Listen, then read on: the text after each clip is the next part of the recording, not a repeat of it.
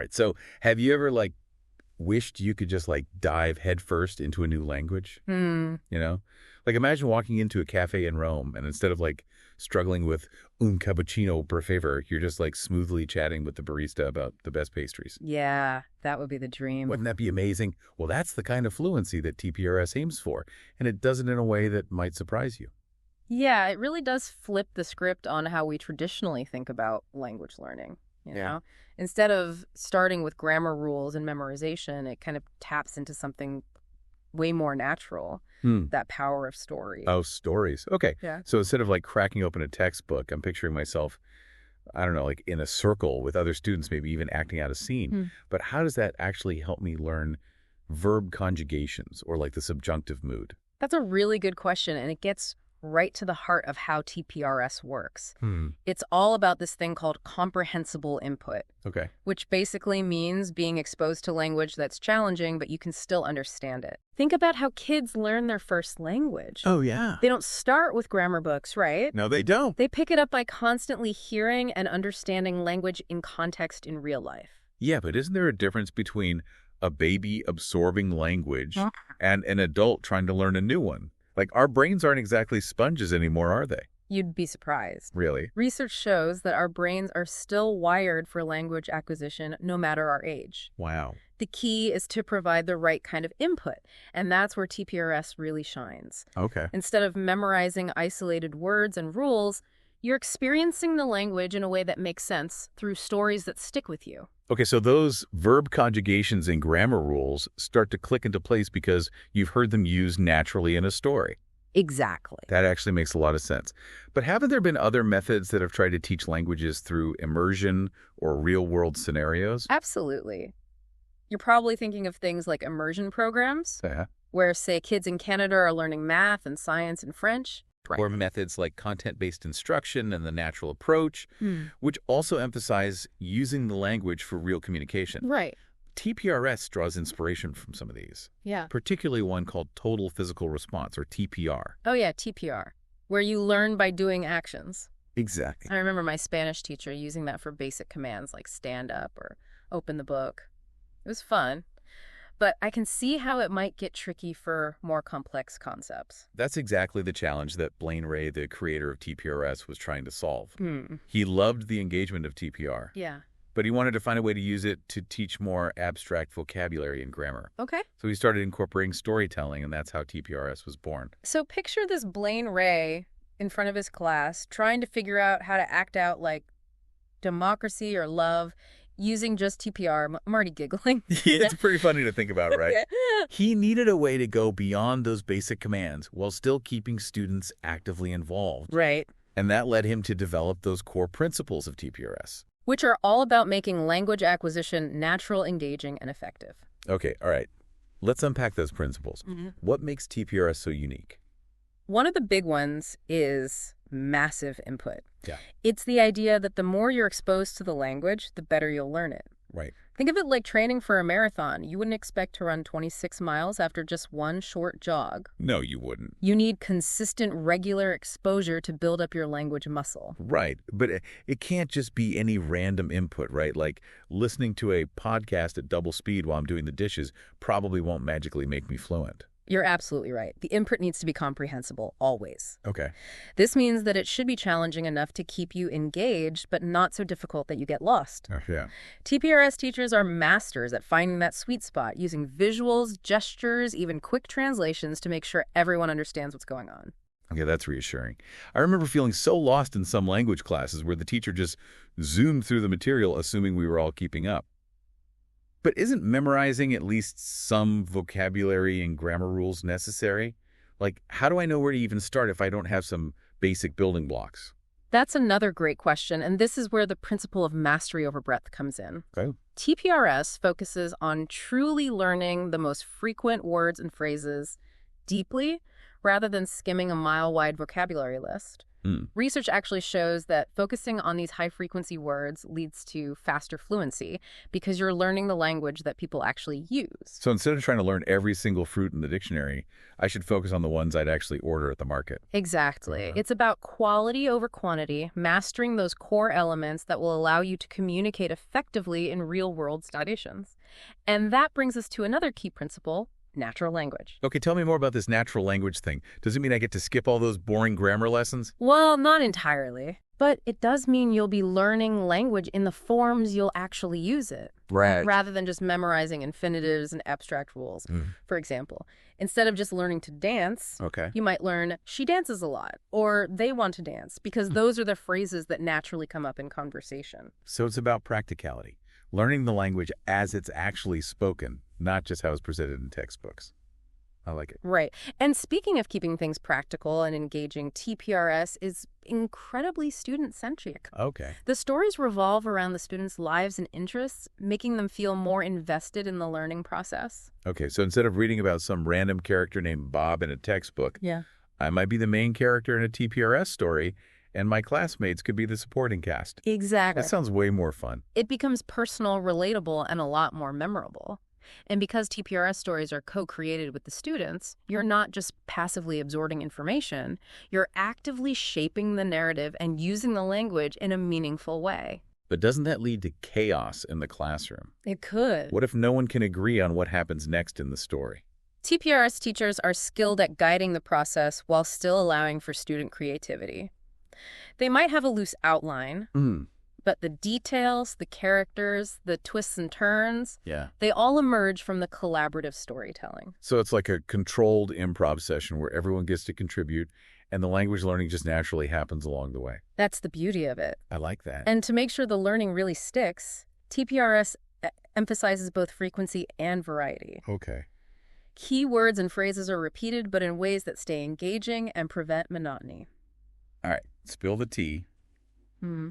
How do you repeat the same words without making it sound like a broken record? I'm picturing my high school French teacher drilling us on verb conjugations, and it's giving me flashbacks. It all comes down to the art of storytelling. Okay. A skilled TPRS teacher might use different contexts, different characters, different emotions, even different voices to keep the language fresh and interesting, while still ensuring those crucial repetitions. So even though the same words are coming up, the story itself keeps evolving, which keeps the listener hooked. Exactly. It's like weaving a tapestry. Okay. Each thread represents a word or phrase, and by interlacing them in different patterns, you create a rich and vibrant whole. Okay, I'm starting to see how this works, and I have to admit, it sounds a lot more enjoyable than memorizing verb tables. But one thing that always intimidated me about language learning was the pressure to speak right away. What if I'm not ready? What if I just want to listen and absorb for a while? That's a common concern, and TPRS addresses it head-on with the principle of comprehension first. Okay. There's no pressure to speak until you're ready. The focus is on understanding the language first, and production will follow naturally. So it's like learning to play an instrument. You wouldn't expect to perform a concerto on your first day. Absolutely not.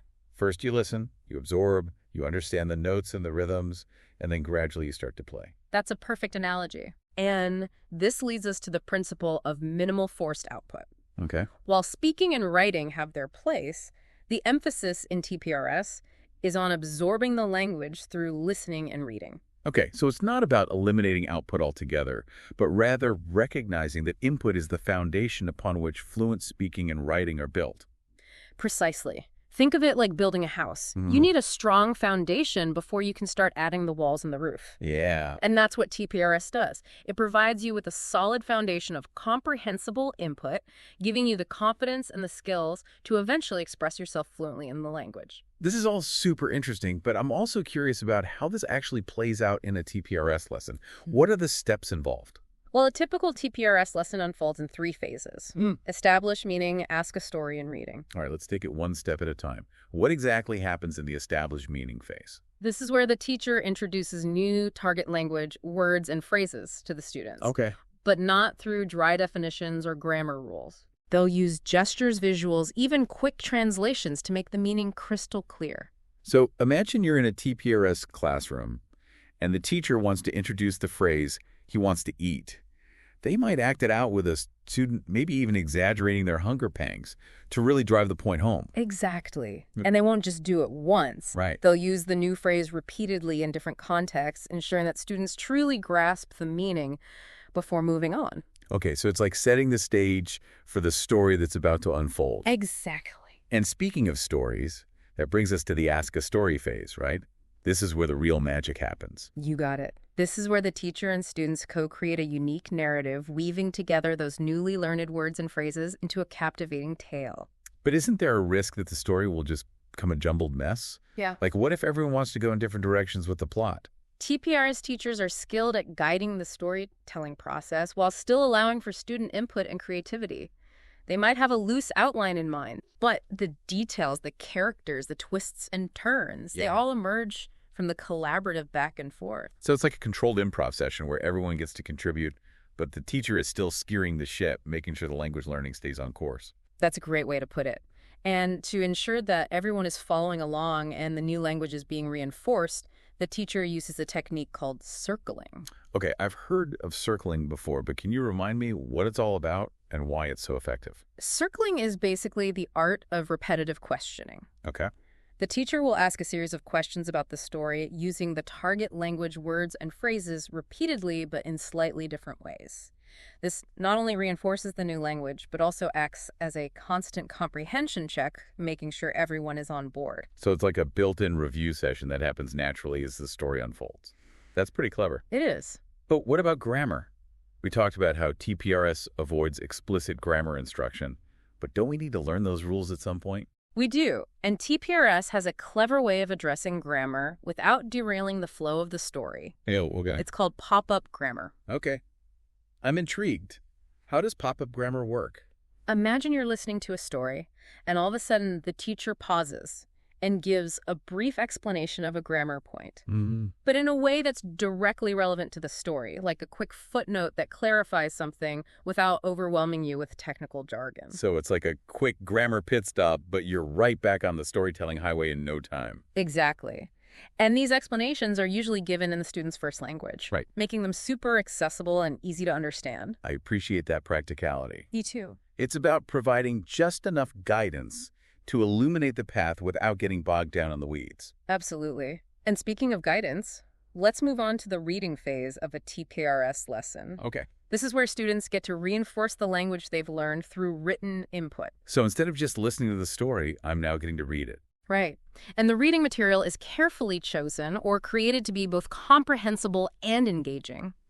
Often it's actually the story itself written down in a way that's clear and easy to follow. Okay, so it's like going back and revisiting the story, but this time I'm engaging with it through a different medium, the written word.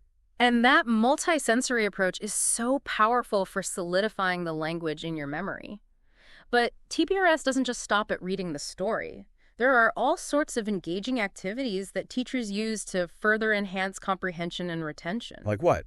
Give us some examples. Well, they might have students retell the story to a classmate, draw pictures of key scenes, or even write their own alternate endings. So it's not just about passively reading the words on the page. It's about actively interacting with the text, making connections, and demonstrating understanding. And that's the beauty of TPRS. Yeah. It's a dynamic, engaging, and multifaceted approach that caters to different learning styles and ensures that the language truly sticks. Okay, I'm starting to get a real sense of what makes TPRS so unique. But I'm also curious about the practical tools and techniques that TPRS teachers use to make all of this happen. It sounds great in theory, but how do they actually pull it off in the classroom? That's where the TPRS toolbox comes in. Okay. It's full of clever strategies and skills that make the method so effective. All right, let's open that toolbox and see what's inside. Well, first and foremost, we have planning. Okay. TPRS teachers are masters at structuring their lessons and units around specific vocabulary and that all-important chapter story. Right. They don't just wing it. They go in with a clear roadmap, knowing exactly what they want their students to learn and how they're going to get them there. So it's not just about telling any random story. It's about carefully crafting a narrative that serves a specific language learning purpose.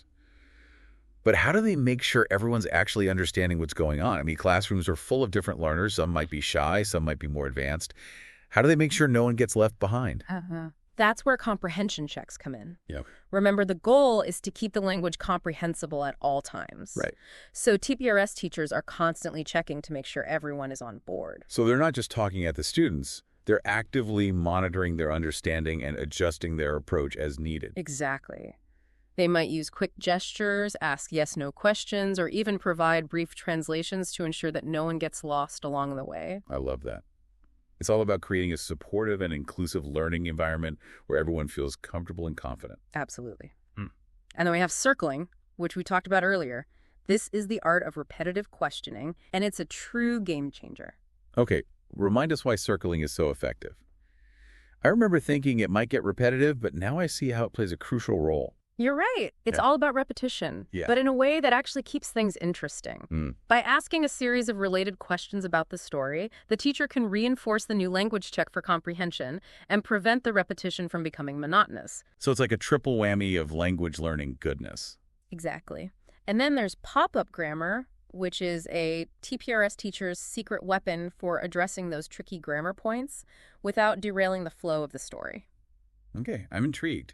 How does pop-up grammar work in practice? Imagine you're listening to a story about a girl who loves to eat apples, and the teacher uses the phrase, "she likes apples." That's a perfect opportunity to pop up a quick explanation of how the verb to works in the target language. Okay.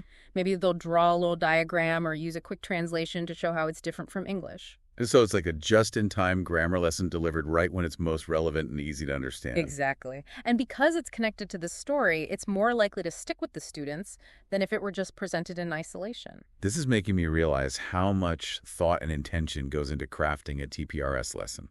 There really is. It's not just about randomly telling stories. It's about using those stories as a vehicle for targeted language acquisition. You got it. And that brings us to another important element of the TPRS toolbox. Okay. Reading materials. Okay, so we've talked about listening to stories, acting them out, and reading them, but what kind of texts are we talking about here? Are we back to boring textbooks? Not at all. Okay, good. The reading materials used in TPRS are carefully chosen or created to be both comprehensible and engaging. Yeah. Think more along the lines of captivating novellas, adapted folk tales, maybe even children's books. So it's about choosing texts that will actually hold the student's interest while still reinforcing the language they've been learning through the stories. Precisely. And for those teachers who do have to work with textbooks, there's a whole set of strategies for textbook adaptation. Okay. The key is to prioritize high-frequency words, ignore low-frequency ones, and always focus on meaning over grammatical completeness. So it's about using the textbook as a springboard for TPRS activities rather than letting it dictate the curriculum. You got it. And then we have assessment, which in TPRS should align beautifully with the method's core principles. Okay. Instead of just testing students on grammar rules or vocabulary lists, TPRS assessments often involve using the language in meaningful ways. Okay. Like retelling a story, Yeah. acting out a scene, or even writing a new chapter. So it's about assessing their ability to actually use the language, not just their knowledge of abstract concepts. Exactly. It's assessment that feels relevant, engaging, and actually reflects what students have been learning in class. I love that. It's assessment that feels less like a stressful test and more like an opportunity to showcase their skills and creativity. I agree. And finally, we have a whole category of miscellaneous tips that TPRS teachers have developed over the years to make the method even more effective and engaging. Okay, hit us with some of those insider tips. What are the secrets to making TPRS come alive in the classroom? Well, one tip is to say it like you mean it. TPRS teachers bring energy and enthusiasm to every sentence, making even the simplest phrases sound captivating. I can totally see how that would make a huge difference. It's about creating an atmosphere of excitement and possibility, where learning feels like an adventure, not a chore. Exactly. And then there's teach to the eyes. TPRS teachers constantly scan the room, making eye contact with each student, gauging their understanding, and ensuring that everyone feels seen and heard. That's so important. It creates a sense of connection and accountability, letting the students know that their presence and participation matter. It does. And then there's inserting yourself as a character, which allows the teacher to model the use of different verb forms and pronouns in a natural and engaging way. So instead of just talking about he or she, the teacher might say, I went to the store. You look tired today, making the language more relatable and personal. Right. And there are other tips, like point and pause to emphasize key words and phrases, repeat student answers to validate their contributions, and add a parallel story or character to create even more opportunities to use the target language in a creative way. Wow, that's a whole treasure trove of tips. It's Yeah. clear that TPRS teachers are incredibly creative and dedicated individuals They are. who go above and beyond to create a truly immersive and transformative learning experience. They really do.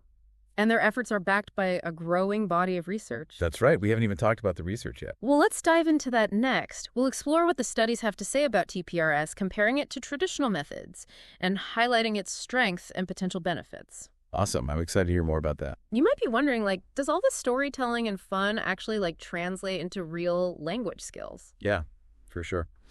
Well, the good news is we don't have to rely on just anecdotal evidence or, enthusiastic teachers' claims. Okay. There's actually, a solid body of research that's been looking into TPRS, and the findings are pretty compelling. Okay, I'm all ears. What have the studies shown? So researchers have actually conducted over 20 studies directly comparing TPRS to other teaching methods. Think like your classic textbook-based learning audiolingual methods where you're just repeating phrases, grammar translation, even some types of communicative language teaching that focus on conversation.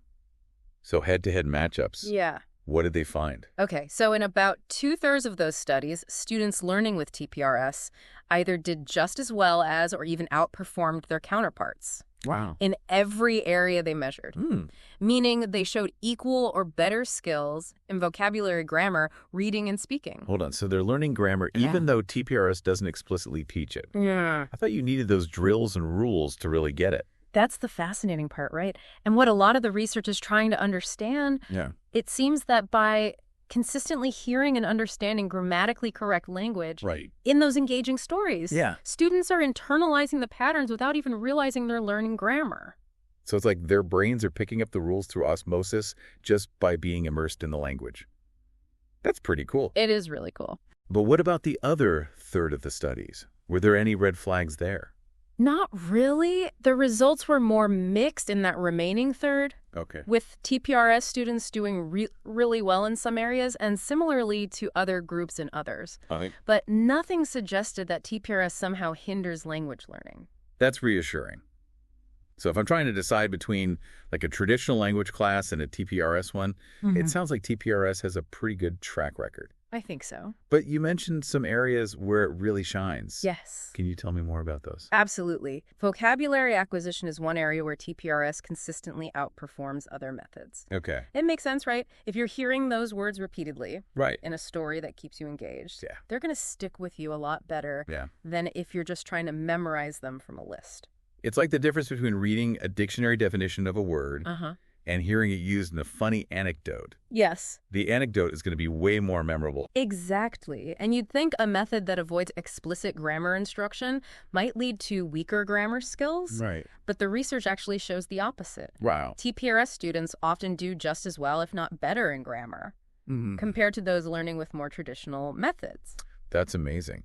So all that comprehensible input is actually doing double duty teaching vocabulary and grammar Yes. without ever making it feel like a chore. Exactly. And it's not just about knowledge, it's about using the language. Right. TPRS is also very effective for developing reading and speaking skills. Okay. You're constantly hearing the language spoken naturally, and you're encouraged to participate, retell stories, even act them out. Yeah. All of that contributes to fluency. You know, one of the things I always found frustrating about traditional language classes was how slow the progress felt. Yes. You spend weeks conjugating verbs, memorizing vocabulary, Wow. and it feels like forever before you can actually have a conversation. Does TPRS address that at all? It does. One of the most exciting findings is that TPRS seems to speed up the learning process. Students in TPRS classes often acquire language and develop skills faster than those in traditional classes. So it really is like a shortcut to fluency. It seems that way. I bet that's a big motivator for students too. Absolutely. And beyond these measurable outcomes, Right. there's a wealth of research on how TPRS affects student attitudes and motivation. Okay. Traditional methods can be pretty dry and demotivating, Yeah. leading to high dropout rates. I can definitely relate to that. I remember feeling so discouraged when I couldn't remember all those grammar rules Right. or felt too shy to speak up in class. Exactly. TPRS seems to create a very different experience. Studies show that it fosters a genuine love of language learning. That's great. Students report higher levels of enjoyment and engagement in TPRS classes, Yeah. and they're more likely to continue learning the language beyond the required coursework. I could totally see why, Oh, if learning feels like playing, like a collaborative storytelling adventure, right. you're way more likely to stick with it and actually reach fluency. Exactly. And that's ultimately what we want, right? Yeah. To make language learning a joyful and rewarding experience Absolutely. that opens doors to new cultures, connections, and opportunities. Okay, so we've talked about the principles, the steps, the toolbox, and now we've seen that there's real research backing up the effectiveness of TPRS. It's clear that this is a powerful and well-supported method. But before we wrap up, I want to bring it back to our listeners. Why should someone care about TPRS even if they're not currently learning a new language or teaching one? That's a great question. I think TPRS offers valuable insights that go beyond the realm of language learning. Okay. For example, it highlights the power of stories to engage, educate, and inspire. Think about it. Yeah. Stories are how we learn about history, Right. how we connect with others, how we Yeah. make sense of the world. It's true. We're hardwired for stories. Even in fields like science or business, the most compelling presentations often involve storytelling. Yes. So by understanding how TPRS uses stories for language acquisition, we can maybe apply those same principles to other areas of learning and communication. Exactly. TPRS also challenges us to think differently about how we approach learning in general. It reminds us that learning should be enjoyable, not just about memorizing facts and figures. Yeah, that's a message I think we all need to hear. It's easy to get caught up in the pressure to learn quickly, to be efficient, Yes. to get the information and move on. Right. But TPRS shows us that sometimes the best way to learn is to slow down, to immerse ourselves in the process, Yeah. and to allow ourselves to be surprised and delighted by new discoveries. It's about cultivating a sense of playfulness and curiosity, Yes, which I think are essential for lifelong learning. absolutely. Yeah. But let's be honest, our current education system doesn't always make that easy. That's true. And that brings me to another thought-provoking aspect of TPRS. Right. It challenges us to rethink our traditional notions of education. Mm-hmm. What if learning any subject, not just languages, Right. was more about exploring a fascinating world than about memorizing facts and figures? I love that idea. What if our textbooks were more like adventure novels? What if classrooms felt like collaborative storytelling sessions where we co-create knowledge together? TPRS offers us a glimpse of what that could look like. Yeah. It shows us the power of student-centered learning, where learners are actively engaged, their voices are heard, and the material is presented in a way that's both meaningful and memorable. So even if our listeners never set foot in a TPRS classroom, they can still take away valuable insights about the power of stories, Absolutely. the importance of engagement, and the potential to transform learning from a chore into a joyful journey of discovery. Exactly. And speaking of journeys, we've covered a lot of ground in this deep dive. We've explored the origins, principles, techniques, research, and even some of the broader implications of TPRS. But as with any journey, there are always new paths to explore, new perspectives to consider, and new questions to ponder. So as we wrap up our deep dive into TPRS, what's one big takeaway you hope our listeners walk away with? If they could only remember one thing about this method, what would it be? That's a really good question. I think the most important thing to remember about TPRS is that it's not just about learning a new language. It's about rediscovering the joy of learning itself. It reminds us that learning can be fun, engaging, and even a little bit magical. I love that. And it makes me think about all the other areas of life where we could apply those same principles.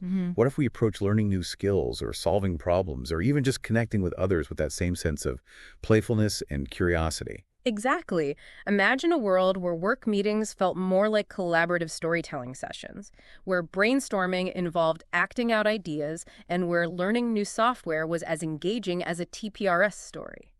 Okay, maybe that's a bit of a stretch, but I see your point. Yeah. TPRS challenges us to think outside the box, to break free from those traditional notions of learning that can be so dry and demotivating. It does, and it all comes back to the power of stories. Yeah. TPRS has shown us how stories can captivate our imaginations, make information stick, and even help us internalize complex concepts without even realizing we're learning. So as our listeners go forth into the world armed with this newfound knowledge of TPRS, what's one question, one challenge, one invitation we can leave them with?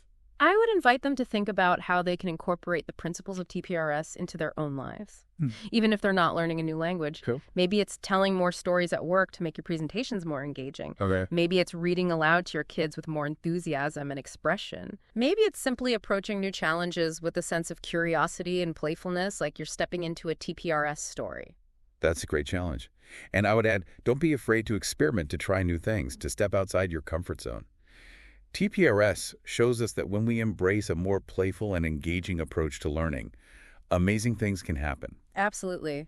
And who knows, maybe by incorporating those principles into our lives, we can create a world where learning is no longer seen as a chore, but as an exciting adventure full of possibilities.